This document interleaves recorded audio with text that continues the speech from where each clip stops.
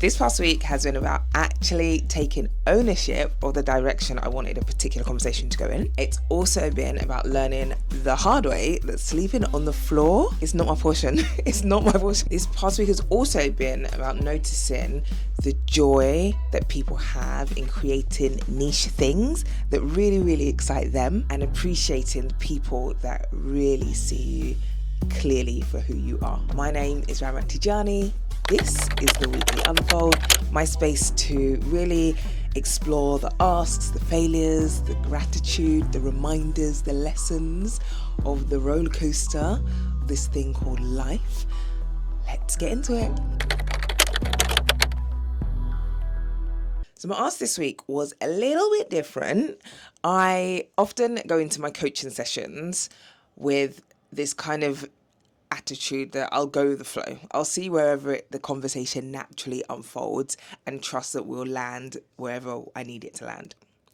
But this time, I went in with intention. I asked if we could specifically focus on what Q2 might look like for me. In Q1, I've kind of built some really great momentum and I don't want to lose it. And so as I consciously try not to just drift into Q2, I wanted to be really deliberate about it.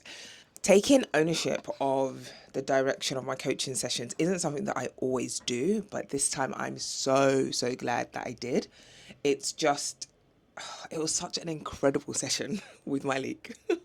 I'll talk more about my league a little later, but it's the kind of conversation that reminds you that having someone who can hold a mirror up for you and can reflect things back to you is so powerful.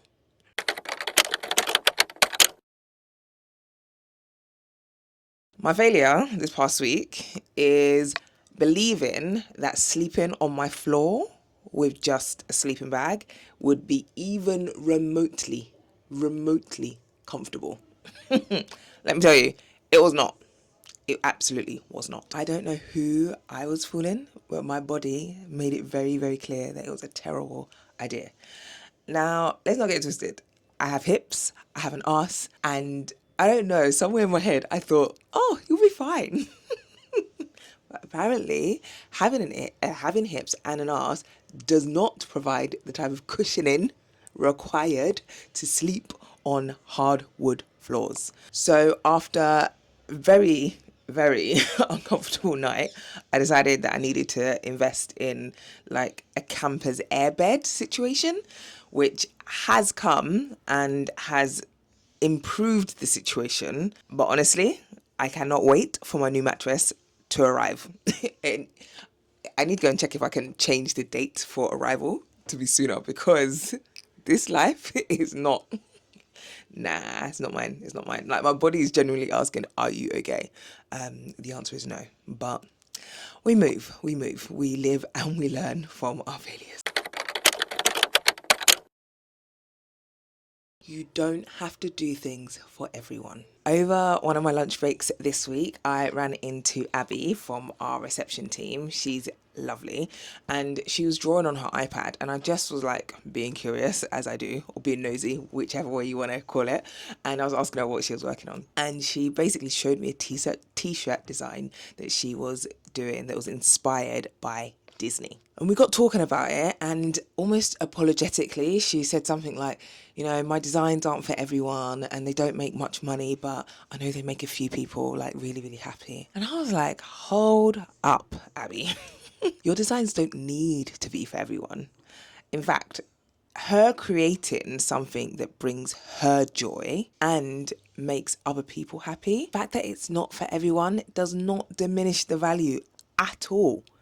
And it was a really good reminder that you don't need to appeal to everyone. Like, it's okay if sometimes the magic that you're creating is for a specific group of people that resonate deeply with the thing. Anyone that loves Disney the way that Abby loves Disney will get her design. Those few people that have already bought her designs understand the mission and understand, what she's doing. So that's okay. You don't need to do things for everybody. We're not always doing things for the masses, people. It's all right to niche down. You don't need permission to want something different. In my coaching session, one of the things that we explored was the through line for everything that I do outside of my 9 to 5 job. Initially, I said it was about helping people speak their truth. But when we dug a little bit deeper, it was actually something different. It was just slightly different. What I actually love reminding people is that you don't need permission to want something different. You simply need to trust yourself when you do. And honestly, it's something that resonates deeply with me and the way in which I show up in life. My own journey has been full of different examples where I've chosen the path that others have not expected me to take or wanted me to take. But when something feels aligned to you, you have to trust that thing. And so I'm just here doing that and thriving in my own way. So here's to recognizing that you can do things the way that you need to do them. You just need to trust yourself. Feeling very thankful that the past week was a short week and the next week is also going to be a short week because rest matters, especially when you've got like exciting things happening in the next quarter, like me. So I want to start the next quarter feeling a little bit refreshed instead of depleted. So I'm spending the next couple of days just chilling, just doing a whole lot of nothing really. And yeah, I'm just super thankful for the 2 short work weeks. My leak. Super grateful for her. Look, I've said it before, I will say it again. My leak is a real one.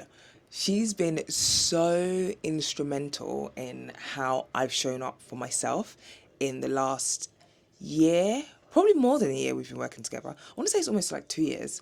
Anyway, she challenges me, she questions me, she affirms me, she reminds me of who I say I actually am. She literally, the first thing I said to her when we started this journey was that I need you to be a mirror or to hold up a mirror to me. Because sometimes I don't look in that mirror the way that I tell other people to look in the mirror. She's held that mirror up and held it high. And I appreciate her for it. And now look, if her one-to-one coaching isn't accessible for you, then she also runs group coaching, which I know is still an incredible offer. So check it out. She's amazing. I honestly can't thank her enough. Now, I'm not saying it has to be my leak. I'm just simply telling you that she's been great for me. But whether it's her or whether it's a mentor or a coach or someone else, you need to, we don't need to, I'm encouraging you to find someone who helps you see yourself clearly. You don't have to navigate everything alone. That's the one thing that I've been reminded over these last couple of years working with her, but also just coming into my own as I support others. We don't need to do everything alone. It's okay to ask for help or ask for support in different ways. Feeling super grateful for Daddy Tijani. Someone said to me recently, I haven't seen you on social annoying your dad, like aka loving your dad. And I was like, yeah, because I haven't been on social this year so far. I've kind of been pretty quiet on the gram and whatever. But don't get it twisted. I'm still annoying / loving Mr. Tijani. Yeah, without doubt, when I go see him almost every week when he allows me. The other week he was like, "Oh, I'm busy. No one should come to see me." I was like, "Busy doing what? Like, I'm coming to see you." Anywho's, he's still there, still great. I saw him on Friday. Young man is doing absolutely fine. Actually, he was saying that when he was like, in your things, you use your hands too much, and I was like, in what thing? He was like, I was like, my video, like my YouTube videos that you clearly watch now, love that for you. He was like, well, you just, you do this, you do this, you do this. And I was like, yeah, Dad, like I'm quite expressive, which is probably a good thing that I found my mics because I'm having to hold it and it's almost centering me.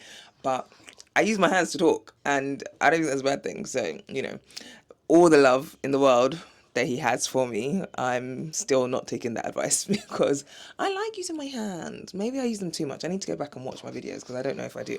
But imagine me standing like this the whole time. It's just not me. Like, I'd be moving my head instead. So here's to being super grateful for Daddy and knowing that I still love him and he's still fine. If I can find a picture somewhere, then I might add it in the section somewhere. But yeah, we did a selfie as per usual.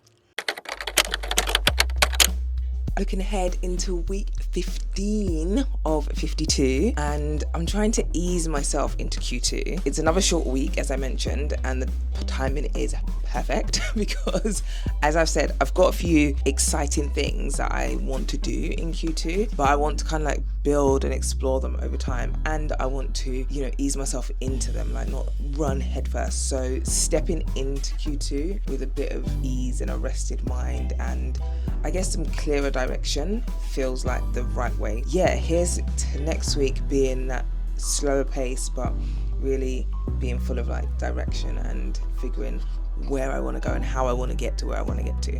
I'm actually really excited. My coaching session got me all excited. I had it on Friday and I was like, I was buzzing. It's sick. As always, thank you for watching. Thanks for engaging. I really appreciate it. Appreciate you. You know how the saying goes, stay out of trouble, unless it's good trouble, in which case, go wild. See you next time. Bye.